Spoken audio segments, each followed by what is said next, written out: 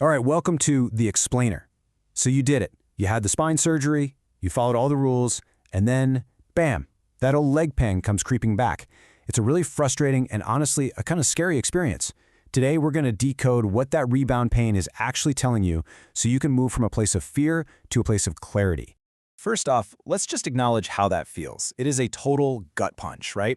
If you're going through this or you're a caregiver watching someone you love deal with this, I want you to know you are not alone and that feeling of frustration is 100% valid.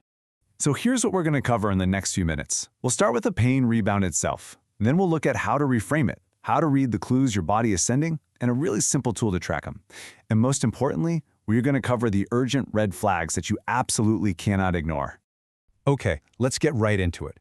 When that familiar ache comes back, man, it is so easy to feel like you've failed or that your own body has somehow betrayed you. And you know, this isn't just about the patient. If you're a caregiver, you know that quiet panic all too well. You're trying to stay calm on the outside, but inside you're frantically Googling everything at 2 in the morning. This explainer is for both of you.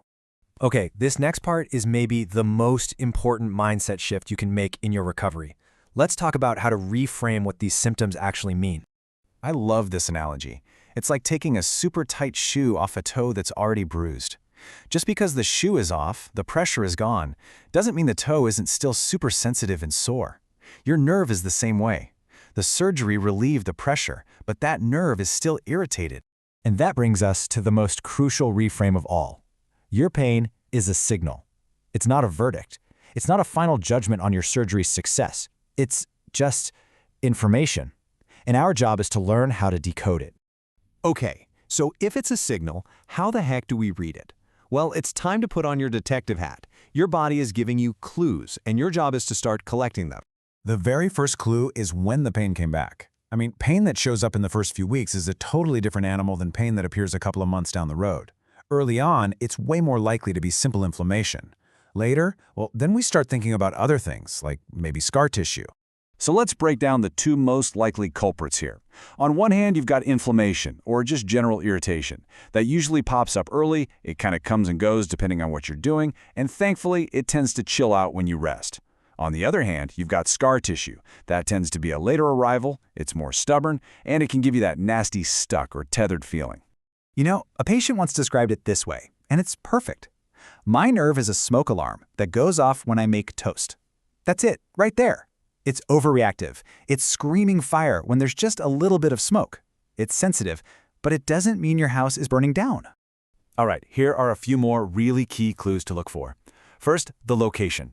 Is the pain drawing the exact same map down your leg as before, or is it a totally new territory?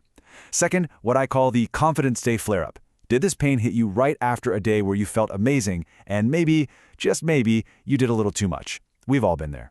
And third, the catch. Is there a specific movement where it just feels like something grabs or snags? Note that down. That's a huge clue. Okay, so you're gathering all these clues, which is great, but a jumble of clues doesn't help anyone. How do you turn that into something useful for your doctor? And that's the million-dollar question, isn't it? How do you translate that awful feeling of, ugh, just hurts, into cold, hard data that your clinical team can actually work with? Well, the answer is something called a 48-hour signal log. It's super simple, but believe me, it's incredibly powerful. And you can start it right now.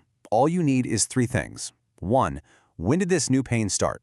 2, what is the #1 thing that triggers it, like sitting for more than 10 minutes? And 3, what's your best reset? What's the one thing that makes it feel better, even a little? Maybe it's lying flat for 5 minutes. And look, the point of this log isn't to prove to anyone that your pain is real. We know it's real.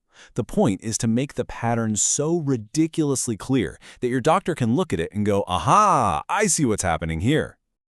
Okay, last section. And please listen closely, because this is, without a doubt, the most important part of this whole explainer.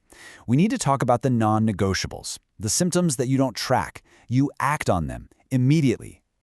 I call this the don't be polite to danger list. If you have any of these, you stop what you're doing and you call your doctor, period. New or worsening weakness, like your foot starting to drop, any new changes with your bladder or bowel control, numbness in the saddle area, right where you'd sit on a bike, a fever or any weird drainage from your incision, or pain that is just escalating like crazy and you can't get it under control. These are not wait-and-see symptoms. So what's your next right move? It's simple.